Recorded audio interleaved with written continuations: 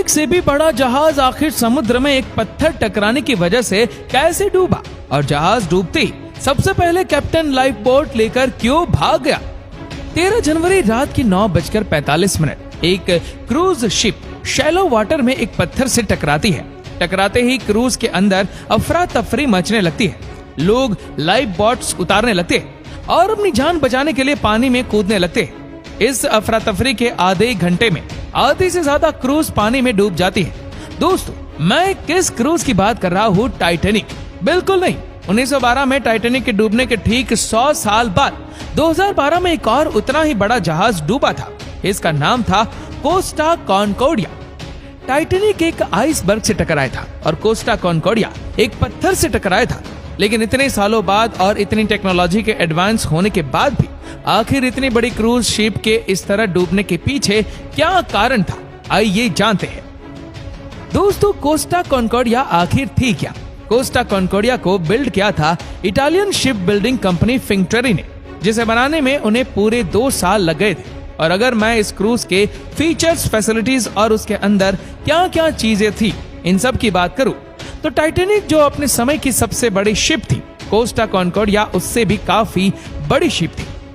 Titanic का length 882 feet 8 inch और 92.5 feet थी। रिस्पेक्टिवली और ग्रोस टनेज 40,328 टन का था। वहीं पर अगर मैं कोस्टा कॉन्कॉर्डिया की बात करूं तो इसका लेंथ 951 और 116 फीट रिस्पेक्टिवली था और ग्रोस टनेज था 1,12,000 टन।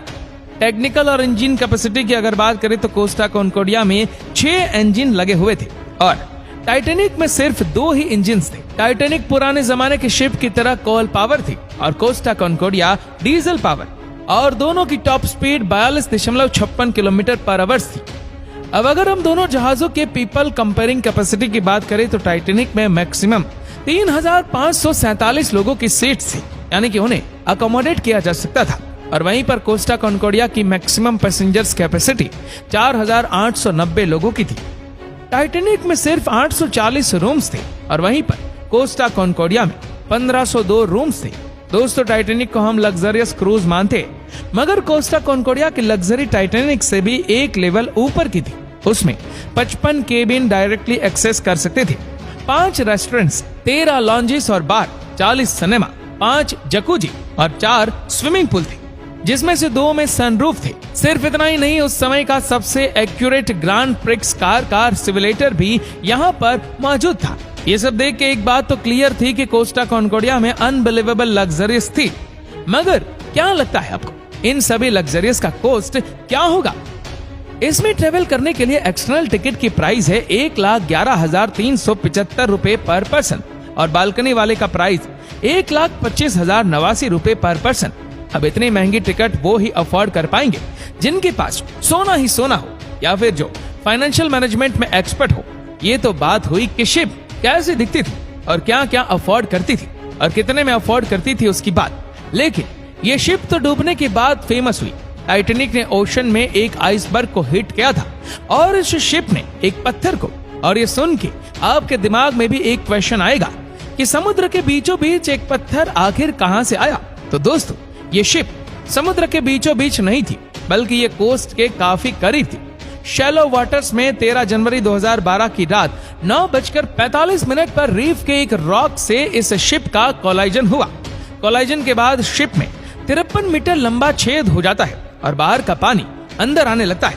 इस वजह से शिप के अंदर की इलेक्ट्रिसिटी बंद हो जाती है और नतीजतन लाइट चली जाती है।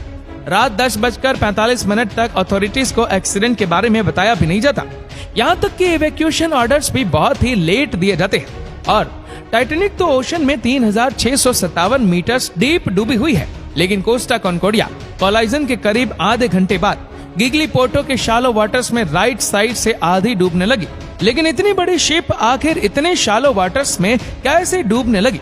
दोस्तों, ये डूबने लगी अपने कैप्टन की वजह से, कैप्टन फ्रैंक शेंटिनो, जिन्होंने ऑलरेडी ये रूट ट्रेवल किया था और इसीलिए कॉन्फिडेंस के चलते वो पूर्व निर्धारित मार्ग से हटके शिप को ऑफ कोर्स ले गए और कोर्स के काफी ज्यादा करीब जाने की वजह से एक पत्थर से हिट कर गया। तो अब सवाल ये आता है कि क्या उन्हें रडार में ये नहीं दिखाई दिया? तो दोस्तों, कैप्टन ने नेविगेशन सिस्टम ही बंद कर दिया था क्योंकि उन्होंने ये रूट इतनी बार ट्रेवल किया था कि उनका ये कहना था कि वो उसे सिर्फ अपनी आंखों की मदद से भी नेविगेट कर सकते हैं। लेकिन उन्हीं के एक क्रू मेंबर्स ने बताया कि उस दिन उन्होंने अपनी आंखों पर चश्मा भी नहीं लगाया था। लेकिन जैसे ही शिप डूबने लगी, इसका कैप्टन एक बोट लेकर भाग गया। अब कैप्टन के ना होने की वजह से क्रू को इवैक्यूएशन के ऑर्डर्स बहुत ही लेट मिले, बट क्रू के कुछ मेंबर्स ने ऑर्डर्स के आने से पहले ही लाइफ बोट्स प्रिपेयर करना शुरू कर दिया था। पैसेंजर्स, जिसमें से ज्यादातर इटालियन, जर्मन, इंडियंस और बाकी काफी नेशनलिटीज के लोग थे, उन्हें रेस्क्यू करने के लिए लाइफ बोट्स का इस्तेमाल किया गया।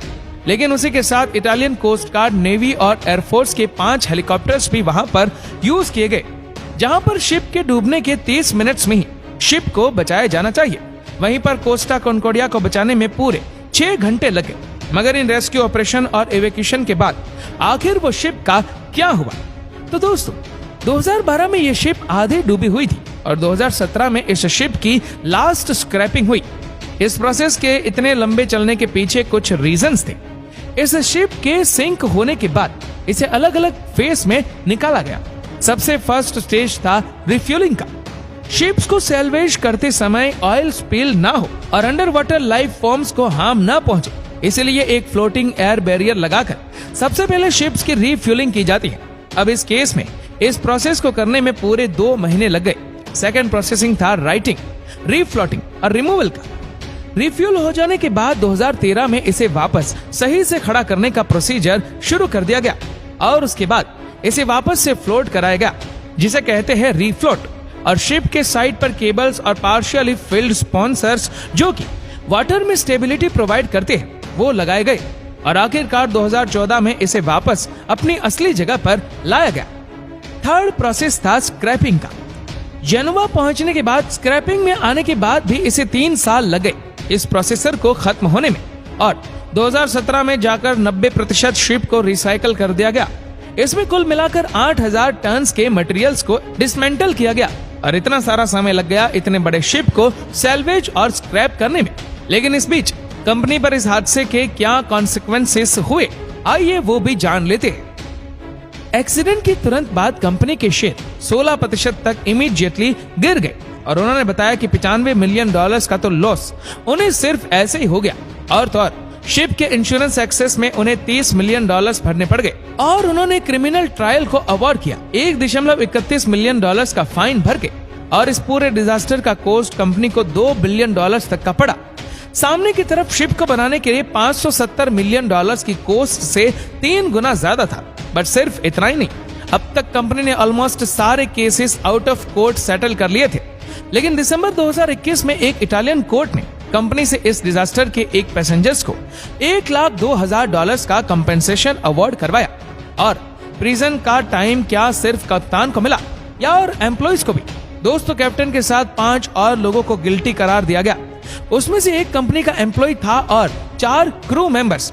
कंपनी के क्राइसिस डायरेक्टर को डायरेक्टली चार्ज किया गया और क्रू के cabin service director, first officer, health man जो कि शिप को स्टीयर करता है, और थर्ड ऑफिसर को भी गिल्टी चार्ज किया गया। दोस्तों, ये तो क्रू और कंपनी वाले थे। कप्तान का तो ट्रायल अलग से किया गया और उसमें उसे 16 साल की सजा सुनाई गई। 2011 से 2020 तक 876 शिपिंग लॉस हुए और सिर्फ 2020 में 49। इन शिप्स की लॉस की वजह जनरली सिक्योरिटी, प्राइवेट या फिर कैप्टन्स होते हैं। और इसी चीज पर 2021 में एक रिपोर्ट आई थी जिसमें यह डिस्कस किया गया था कि रिस्क मैनेजमेंट, क्लीनर शिप्स और बेटर सिक्योरिटी से इंसिडेंट्स और कम किए जा सकते हैं। पर आज 2023 हो गया है और आज तक इतने शिप एक्सीडेंट्स कैसे हो रहे? इतने स्ट्रॉन्ग रडार और नेविगेशन सिस्टम होने के बावजूद फ्लाइट एक्सीडेंट्स कम होते हैं as compare to ship accidents. आपकी क्या राय है? हमें नीचे कमेंट करके जरूर बताएगा। और इस वीडियो को आप अपने तक सीमित ना रखें, जितना हो सके इस वीडियो को शेयर करें फेसबुक पर, व्हाट्सएप पर, यूट्यूब पर। और ऐसे ही और भी इंटरेस्टिंग वीडियोस को यूट्यूब पर देखने के लिए नीचे कमेंट सेक्शन में लिंक दी गई है, जिसके ऊपर क्लिक करके हमारे चैनल को आप सब्सक्राइब करें और बेल आइकन दबाएं ताकि हमारे हर लेटेस्ट वीडियो के अपडेट आपको मिलते रहे सबसे पहले। और हमारे फेसबुक पेज को फॉलो करना मत भूलना। धन्यवाद।